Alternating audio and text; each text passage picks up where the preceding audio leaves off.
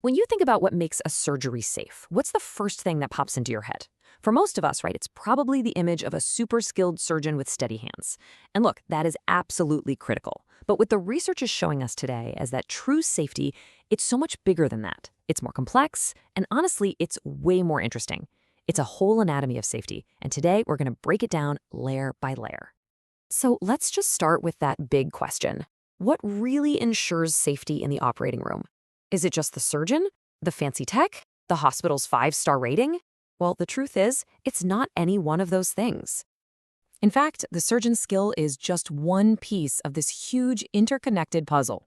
Today, we're going to look at all the other pieces, the systems, the teams, and the tools that work together to create this powerful web of safety around every single patient.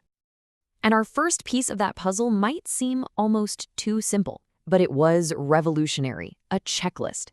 But as you're about to see, it is so much more than just a piece of paper. Think of it like a pilot's pre-flight routine. The WHO surgical safety checklist isn't really about taking boxes. It's a script. It's designed to make the entire team, the surgeon, the anesthesiologist, the nurses, all pause and actually talk to each other, making sure everyone is on the exact same page at the most critical moments. And here's the proof of just how powerful this is. In studies across several countries, when hospitals really invested in training and monitoring how this checklist was used, compliance just skyrocketed. We're talking from just 37% all the way up to 98% in some places. And the result? A huge drop in complications. But, and this is a huge but, a massive study out of Italy found there's a world of difference between just filling out the form and actually using it to have a real conversation. One is just paperwork, right? The other is a life-saving team huddle. And this number really shows you what's at stake. That same Italian analysis found that when the checklist was just treated like a box-ticking exercise, when it was done improperly or incompletely, the risk of patient complications nearly doubled. It proves that how you use the tool is just as important as if you use it. Which makes sense, because a tool is only as good as the team that's using it. And that brings us to our next critical layer, the people, the human element in the operating room. See, the problem is, studies from all over the world, places like South Africa, Indonesia, Canada, they've all shown this worrying trend. When things get busy, when there's a lot of pressure, the checklist can become what researchers call a mechanical ritual. It just loses all its meaning and becomes another form to fill out, totally disconnected from the actual patient on the table.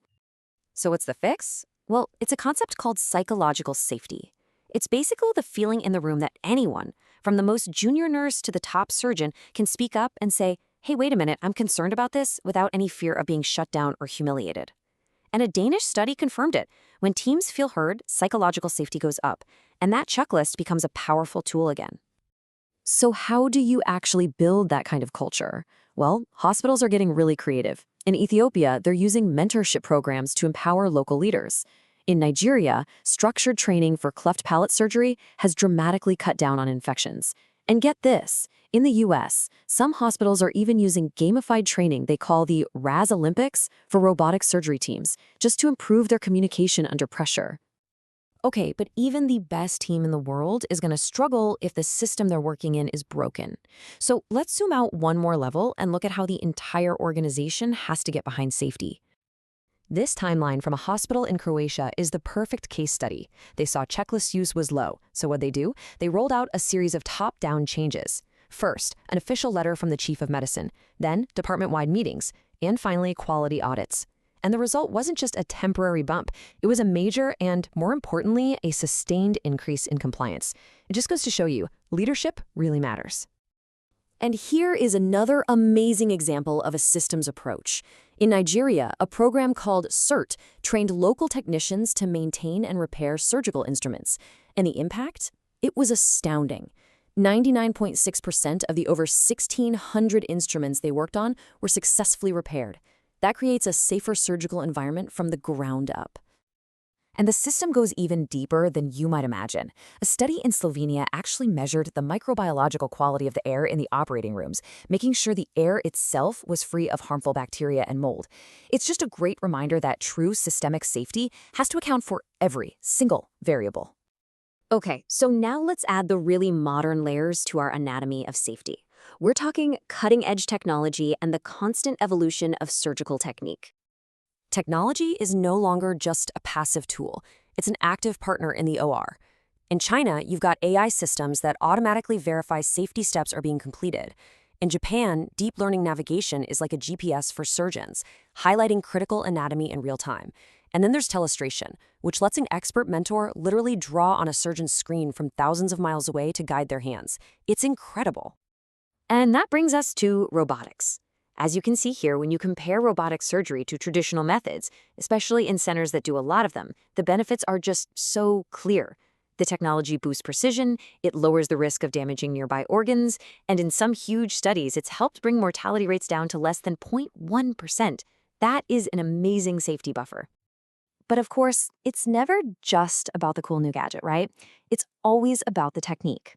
Study after study shows that when surgeons strictly stick to the right protocol for the right patient, it can slash intraoperative complications by up to 50%. The best tool in the world is useless without the best technique. So after all these layers, the checklist, the team, the system, the tech, we finally arrive at the very center of it all, the whole reason any of this even matters, the patient. I just love this finding from a study in New Zealand. It found that when patients knew the safety checklist was being used, it had this profound psychological impact on them. It wasn't just a technical thing for them. It actually made them feel more cared for and more respected. It shows that safety procedures are also a way to build trust. And this is leading to this massive shift in how we even define surgical safety. It's not just about avoiding bad outcomes anymore.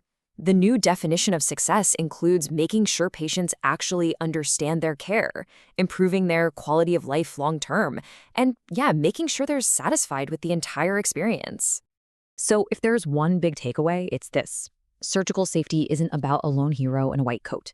It's a dynamic system. It's a partnership built on all these interlocking layers of trust, smart technology, and incredible teamwork that has to go from the hospital CEO all the way down to the patient's bedside. Seeing this whole multi-layered picture really shows us how far we've come. But, it also brings up a new question for all of us. Now that we understand this anatomy of safety, where do we go from here? What's the next frontier for making one of the most vulnerable moments in a person's life even safer?